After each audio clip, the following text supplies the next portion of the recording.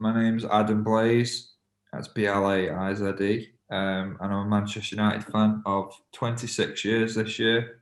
I'm Dominic Taylor. I'm 22 years old and I support Arsenal. Jacob Ranson. I'm 25 and I support Leyton Orient Football Club. I'm Marlon. I support Southampton and I'm 22 years old. What was your reaction to the news of the European Super League? I think, to put it lightly, I'm a bit annoyed. I don't know if I was totally surprised, to be honest. I wasn't really surprised. It was so expected. I wasn't surprised at all. Yeah, I wasn't wholly surprised. I was really disappointed, I've got to say, because it's, spat in the face of English football tradition.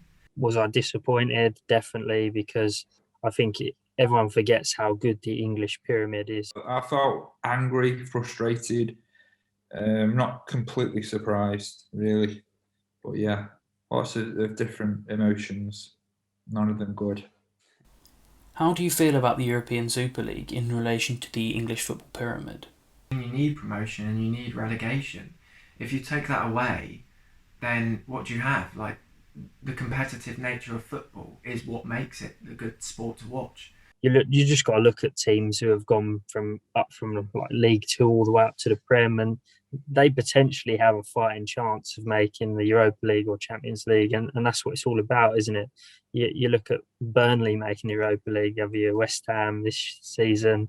I mean, Leicester, obviously, not too long ago, are a Championship side. They've won the Prem and they've made the Champions League. How can you take that away from teams? And the whole goal of sort of trying to climb up the levels is to become that sort of big four club. I know that's not going to be possible for almost all of the teams, but it's that hope, isn't it, that makes football so special. I don't really see how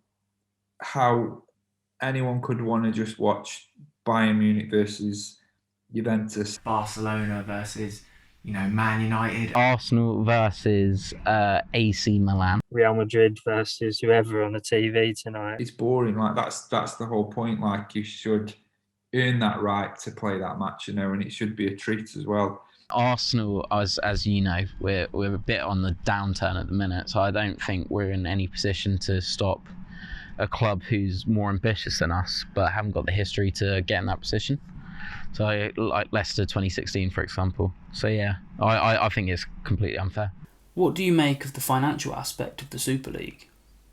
To say it was a bit of a coincidence that it coincided with the COVID-19 pandemic and these clubs, not having the same amount of income, I don't think it was a coincidence that this is when it really sped up the momentum. Obviously, I think it was very money orientated move, which you can see the reasons why after the pandemic, but I don't think it would have been good for the whole of football, and I do wonder what would have happened to the lower levels.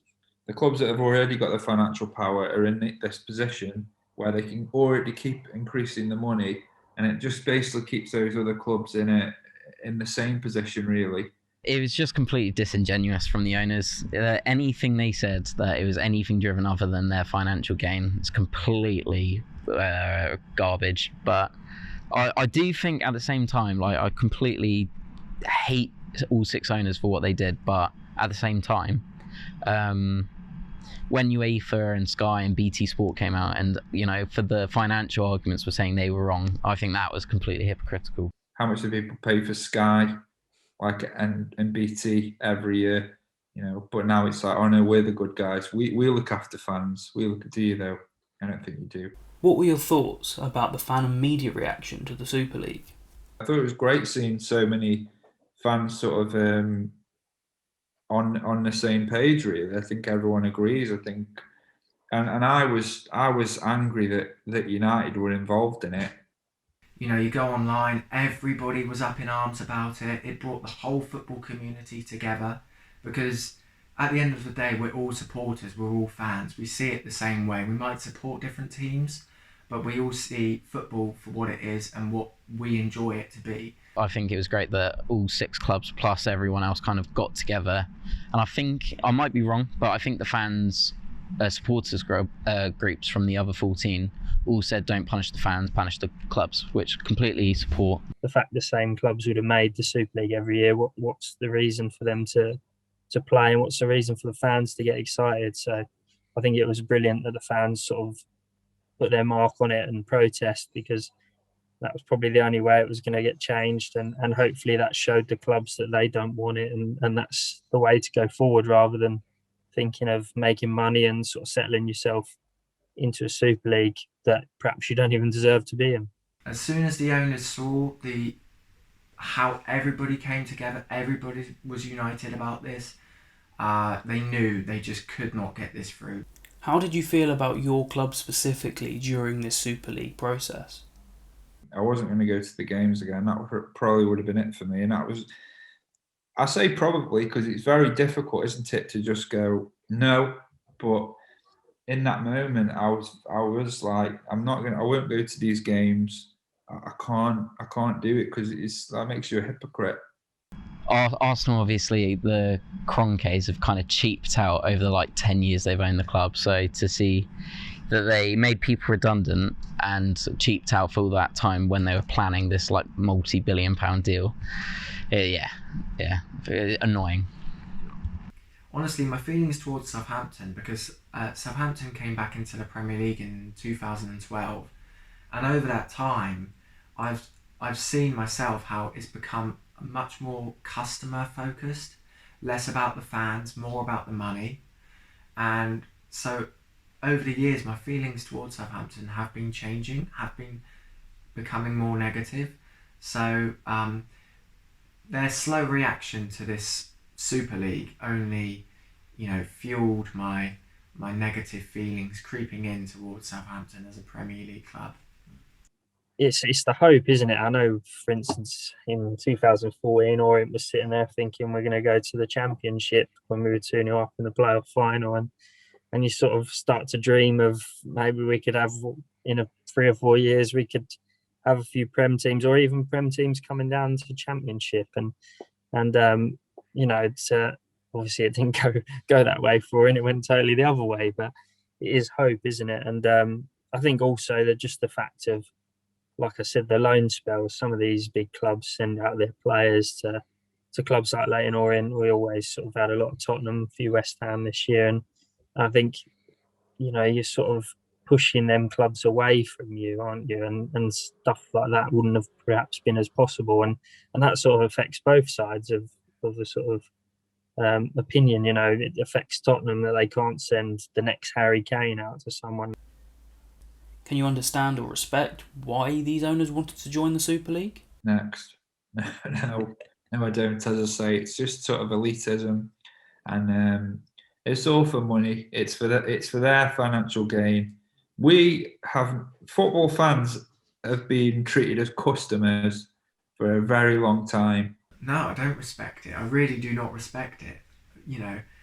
I feel like when you're in that position, you have a responsibility. Like I said earlier, you have a position of power. You have a position of power in terms of your local community, and a position of power in terms of the country and football as a whole. And I feel they totally took that away from us. They were thinking about themselves only. They were thinking about the money, the finances, and it was all about them. It was all about how they're going to stay rich, they're going to stay at the top. From a completely financial perspective, where it's a business, not a club, yes, I completely respect it. But I think you need to know that it's a bit more than just a business model. It's like a community sort of thing. So I don't think they took that into consideration. It was only when everyone piped up when they were like, oh, okay, let's bring it back a bit.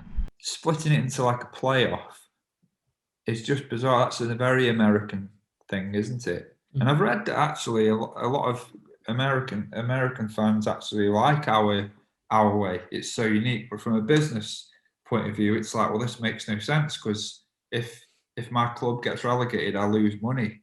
So from a business point of view, it's smart, but from a sporting point of view and a fan's point of view, it's boring. You don't want to see the same teams all the time, do you? 100% understand and agree. We've gone through a horrid time with no fans, and And not only that, you sort of taking your club to a whole new level, aren't you? Really, sometimes by escalating into a Super League type thing, which would probably be seen worldwide. You know, you look at the stature of. I lived in Canada for a little while. It's a good example. People absolutely love Manchester United across the world, don't they? They're seen as a huge club. Real Madrid's, your Barcelona's, they're big, big clubs and worldwide big clubs. And you're sort of talking about then pushing the rest of the English clubs into that market and earning a lot more money as an owner. So you can understand it. You can see where they're coming from. And for example, yeah, Tottenham and Arsenal, you really can't blame them. You know, they're probably on the downward spiral, and the fact that they could sort of get in on a Super League and sort of guarantee their future, and then it will perhaps bring in more players and push them back on. It makes sense for them, but the fact is that it's not right for what people want, and I'm glad that's the sort of foregone conclusion rather than, oh no, we're going to earn money and make our club bigger. That's what we're going to do. It feels like the fans have had a bit of a say for a change, which is massively pleasing.